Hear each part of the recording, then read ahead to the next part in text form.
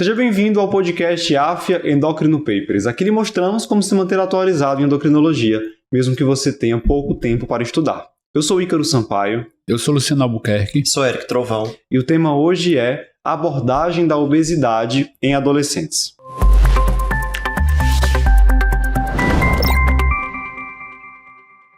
Nós tivemos recentemente a publicação de um artigo de revisão no JAMA, justamente sobre o manejo da obesidade em adolescentes. O artigo traz informações sobre a prevalência da obesidade em adolescentes, tratamento com mudança do estilo de vida, tratamento farmacológico e até mesmo cirurgia bariátrica nesse perfil de pacientes. Os autores destacam que a prevalência da obesidade em adolescentes vem aumentando e que é um fator de risco para a obesidade na vida adulta, obviamente também para outros fatores de risco cardiovasculares na vida adulta, como hipertensão e diabetes mellitus tipo 2. Mas falando um pouco sobre a avaliação desse adolescente com obesidade, Luciano. Quais são as informações que a gente sempre deve buscar na anamnese, no exame físico e também como classificar esse adolescente baseado no seu IMC? Essa documentação que a gente está discutindo hoje aqui, esse artigo publicado no JAMA, ele foi baseado num guideline que foi lançado em 2023 da Associação Americana de Pediatria, né? Então eles lançaram essa questão preocupados realmente com o crescimento da obesidade nessa faixa etária. A adolescência é um problema, assim, para a gente avaliar, porque a gente tem ali uma transição entre alguns parâmetros que a gente vai usar, a classificação que a gente usa na pediatria, em faixa etária mais jovem, e algumas classificações que a gente vai usar na faixa etária adulta. A gente vai citar alguns exemplos ao longo da apresentação, né? Então, se a gente pensa, primeiro, a anamnese, a gente tem que estabelecer há quanto tempo existe essa condição de obesidade, né? Se isso começou realmente durante a adolescência, se era uma criança que veio durante a infância no peso normal e vem ganhando peso após a adolescência. Tem que se avaliar a condição socioeconômica, a condição de vida daquela criança, porque tem alguns fatores que estão relacionados à maior incidência de obesidade, particularmente nos Estados Unidos, as faixas populacionais mais pobres, por conta do acesso à comida, que é um pouco diferente do que a gente vê no Brasil. A gente vê que a comida ultraprocessada nos Estados Unidos acaba sendo muito barata, muito acessível, e aí aquela população de menor renda vai consumir muito ultraprocessado, e acaba tendo isso se espelhando aí na infância e na adolescência. Mas fora essas condições ambientais e do que ele está vivendo, a gente tem que ver a condição genética. É colocado aí que a genética estaria responsável por 30% a 60% da condição da obesidade. Veja que é uma faixa um pouco larga, né? Mas assim, você vê como é a condição dos pais em relação à própria obesidade, de como isso começou e se você tem ali alguma evidência de um padrão de obesidade monogênica, obesidade sindrômica, que aí isso interferiria um pouco no tratamento. Mas a maioria dos casos disparada é a obesidade poligênica, é a obesidade, vamos dizer assim, habitual que a gente vê na faixa etária adulta, né? Aquele paciente que tem várias alteraçõezinhas, tem um contexto familiar que a maioria das vezes está relacionado à obesidade, e que acaba crescendo num ambiente que tem favorecido a questão da obesidade e numa condição favorável geneticamente falando, né, biologicamente falando. Em relação à classificação, aí usa uma diferençazinha, né? A gente está acostumado no adulto a usar a história do IMC e a pediatria está acostumada na pediatria a usar as curvas de crescimento, né? Então muda. Peso, né? E aí vai ter peso, vai ter curva de IMC. E a rigor a gente deveria usar as curvas de IMC, inclusive elas foram revisadas recentemente, né? Tanto o CDC americano como a OMS fizeram revisões das curvas de IMC, então é interessante que a gente dê uma olhada nessa curva, e aí a classificação ainda é aquela, né? Até mais 2 desvio padrão ou até o percentil 85. Você teria a condição de peso considerado normal, a partir do percentil 85 você tem a classificação de sobrepeso e 95 obesidade, né? Que seria realmente os 2 desvio padrão, né? A partir de mais 2 desvio padrão ou do percentil 95, aí seria a obesidade. Mas a partir do percentil 85, quem está acostumado com os gráficozinhos, tem lá os números, você vai ter isso. Existem várias calculadoras, vários sites que você pode usar para colocar diretamente o valor do IMC, a idade, e ele vai lhe dar o resultado em percentil, para você não ter que ir olhar a curva, porque você às vezes não vai achar a linha do 85, né? Não vai achar. Então, você já usa essas calculadoras para fazer a classificação correta, né? E a graduação, Luciano, porque também pode ter obesidade grau 1, grau 2, então, grau 3. aí já vai piorando para frente, né? Vai piorando a história. Então, a gente teria, a partir do 85, sobrepeso, a partir do 95, obesidade. Aí, assim, se você tiver 120% do percentil 95, ou seja, 20% acima do percentil 95, é o limite para você transicionar de obesidade grau 1 para obesidade grau 2. E se você tiver 40%, seria obesidade grau 3, tá? Para quem vai fazer decoreba de sempre, né? É o IMC, obesidade grau 3 é a partir do IMC de 40, né? Então você vai botar 40% acima do percentil 95, seria a obesidade grau 3 na infância e adolescência, quando você estivesse usando esse gráfico, né? E o 20%, metade disso, seria o intervalo para você classificar entre obesidade grau 1 e obesidade grau 2. Então tem que pegar o valor do percentil 95, então quando você entrar naquele sitezinho, você coloca lá aquela idade do paciente e o P95, ou no gráfico tem a linha do 95, é mais fácil, né? Você pode pegar a idade, ver no gráfico qual seria o peso do 95, soma 20%, esse seria o limite para obesidade grau 1 passar para obesidade grau 2. Soma 40%, esse seria o ponto de corte para você passar para obesidade grau 3, né? Passar nessa classificação mais completa. E essa classificação ela é importante para definir como será a abordagem e tratamento desse adolescente, mas também para estimar o risco dele apresentar complicações associadas à obesidade, como diabetes, que sim pode acontecer na adolescência, diabetes tipo 2, hipertensão, doença hepática esteatótica associada à disfunção metabólica e até mesmo a apneia do sono. Eles trazem, inclusive, recomendações para avaliar essas complicações, né, Eric? Isso. Paciente, você deu o diagnóstico de obesidade, sobrepeso ou obesidade, você vai ter que rastrear para cada uma dessas complicações. Então, glicemia de jejum glicada, ou se necessário ter OTG para avaliar diabetes, avaliar, obviamente, a pressão arterial, avaliar os lípides, triglicerídeos, para ver se esse paciente tem uma dislipidemia, principalmente padrão aterogênico, questionar sobre sintomas de apneia do sono, para ver se tem associação, e se tiver sintomas de apneia do sono, prosseguir a investigação, questionar sobre sintomas de depressão e ansiedade, até eles orientam a usar algum questionário validado para esse diagnóstico, porque existe uma associação grande, né, de problemas de saúde mental nesses pacientes com obesidade, e também rastreio de doença hepática esteatótica metabólica, que uma crítica que eu faço, porque eles mandam dosar um LT, um TGO.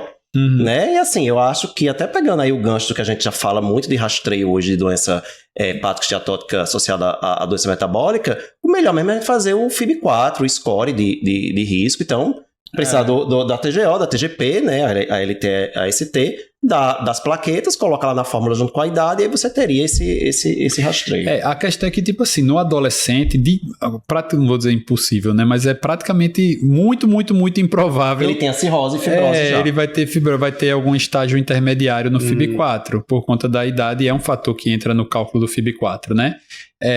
Acho que a transaminase isoladamente também é uma falha em relação a isso, né? Mas assim, a doença hepática esteatótica, se o paciente tem critério de síndrome metabólica, aumento de circunferência abdominal, fatalmente ele vai ter esteatose hepática. Se você quiser fazer ultrassom, vai fazer. Eles nem citam, né? Exato, mas aí a diretriz brasileira sugere ultrassom para fazer esse rastreio inicial, embora ela não se aplique a crianças e adolescentes, né? Eles ficam um pouquinho fora, justamente porque se a gente for pensar que você vai fazer uma intervenção farmacológica, vamos dizer assim, direcionada para a esteatose, quando você tem risco de fibrose na criança e adolescente, porque é uma questão de tempo, né, de estabelecimento. O risco é menor, né? Se tiver fibrose hepática na infância, vá atrás de outra doença, né? Deficiência de alfa-1 alguma coisa assim diferente.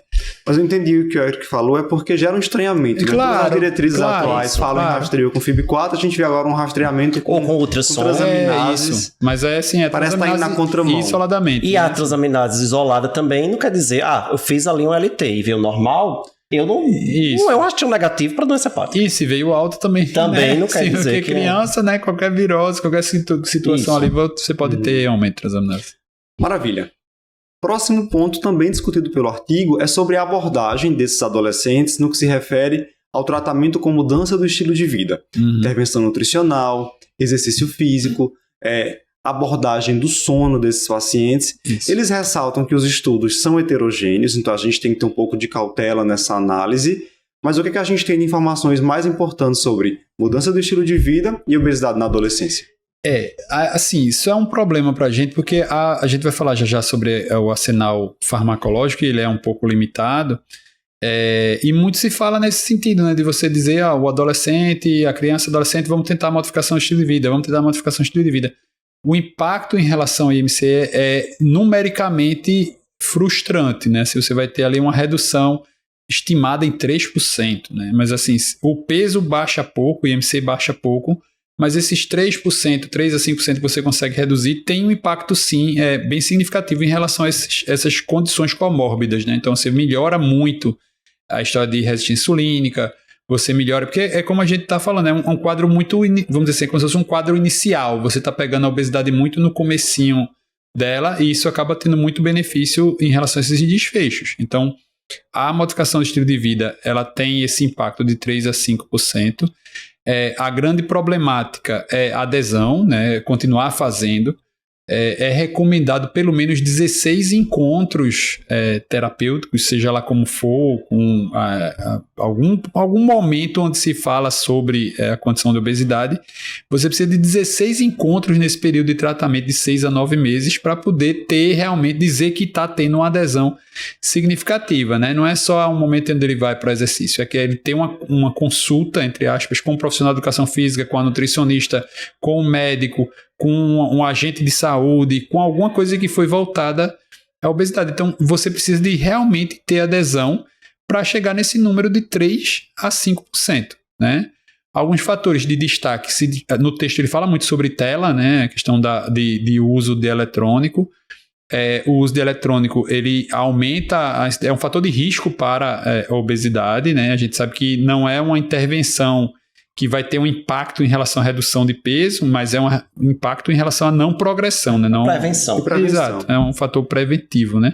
Porque às vezes o pessoal vê a gente falando, caiu uma vez em prova, a gente fala muito de prova, caiu em prova e estava errado, né? Se falar que era uma intervenção para tratar, né? Mas é uma prevenção para prevenir. Então, assim, reduzir tela tanto para a questão de aumentar o tempo de atividade física, porque a tela implica, ninguém vai correr e olhar para a tela, ninguém vai estar caminhando olhando para a tela, vai estar parado naquele momento. E das implicações também em relação ao sono, né, que você uso de tela acaba atrasando o sono, o uso de tela durante a refeição para comer mais do que o normal e por aí vai. Ele até cita, né, trabalhos que mostram que o padrão do sono está associado ao maior risco de obesidade. Exatamente. Né? Então, aqueles adolescentes com padrão do sono pior, isso está muito relacionado hoje em dia ao uso de redes sociais, ao uso de tela, né, vai aumentar o risco de obesidade e suas complicações. Então, isso tem que ser levado em conta também. Nisso aí a participação da escola é fundamental, né? A política adotada pela escola. Aqui em Recife a gente tem escolas que hoje até proíbem, até certa idade, o lanche que é enviado de casa com alimento ultraprocessado. Isso. Eu acho isso fundamental nesse processo de educação alimentar e abordagem para a prevenção e tratamento da obesidade também. Certo. Isso aí sobre intervenção nutricional e atividade física. Vamos falar agora sobre tratamento medicamentoso, que é o principal ponto realmente desse artigo de revisão. Como é que evoluiu, Luciano, nos últimos anos, a terapia farmacológica para a obesidade na adolescência, tanto lá fora como aqui no Brasil? Assim, eu sei que até 2020 a gente não tinha muita opção, né? Assim, a única droga aprovada era o Orlistat, né? O Orlistat é um inibidor de lipase, então você vai ter uma redução da absorção de gordura. E na adolescência, se no adulto a gente já tem uma redução de adesão, na adolescência é muito pior, porque, né, eles estão no convívio social, num momento de exposição, e tem a história de efeitos colaterais com flatulência, com incontinência fecal, com algumas alterações no paciente que não controla a alimentação, a Orlistat acaba sendo bem ruim. E a média de perda de peso também, você fala 3%, né? Coloca em adolescente, é muito pequeno. Exato. Então acaba que não tem um impacto tão significativo. A gente teve, nesses últimos anos, a aprovação dos análogos de GLP-1, né, principalmente a liraglutida e a semaglutida, nominalmente foram só os dois, que tiveram estudos em adolescentes de que mostraram benefício.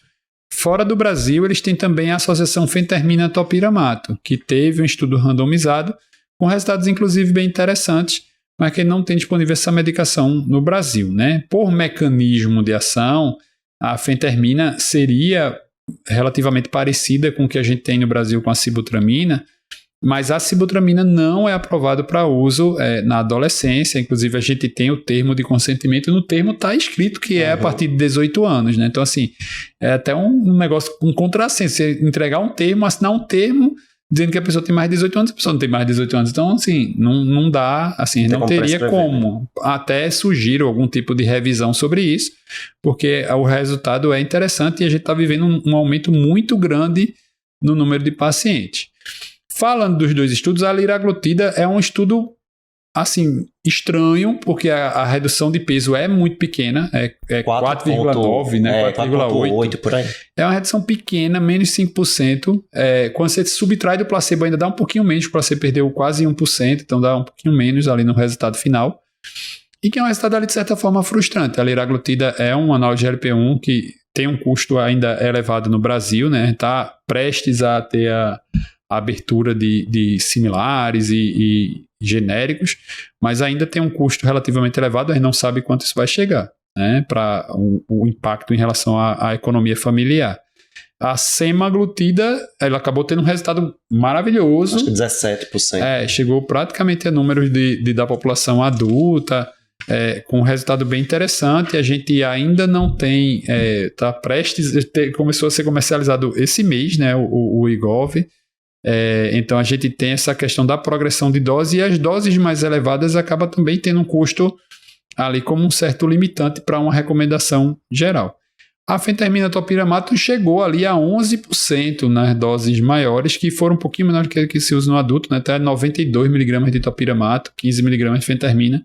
Seria mais ou menos fazendo um paralelo do 15 de sibutramina com 100, né? Que aí não tem 92 de topiramato. Então, assim, a gente não tem aprovação para usar no Brasil, mas é um número ali que caberia para populações selecionadas. Muito bem, a gente falou até aqui sobre pontos importantes desse novo artigo de revisão para pacientes com obesidade na adolescência, incluindo a abordagem, exame físico, avaliação de comorbidades associadas à obesidade, particularidades da mudança de estilo de vida em adolescentes e também sobre terapia farmacológica. Mais detalhes sobre terapia farmacológica nessa população e até mesmo sobre a controvérsia da cirurgia bariátrica em adolescentes na nossa versão completa do podcast, que está disponível na plataforma de cursos AF Endocrino Papers. Convido você a conhecer o nosso curso de consultório, também conhecido como curso de atualização em endocrinologia. Te espero lá!